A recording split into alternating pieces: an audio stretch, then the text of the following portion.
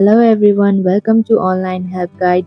Today in this video, I'm going to show you how to unblock accounts on Threads.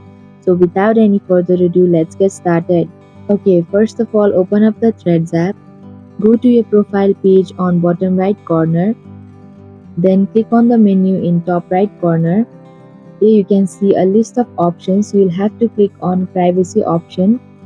And here you can see the blocked option and you have to click on it. So in order to unblock the account, you have to click in the unblock button. Now click the unblock button one more time. And that is how you can simply unblock an account on Threads.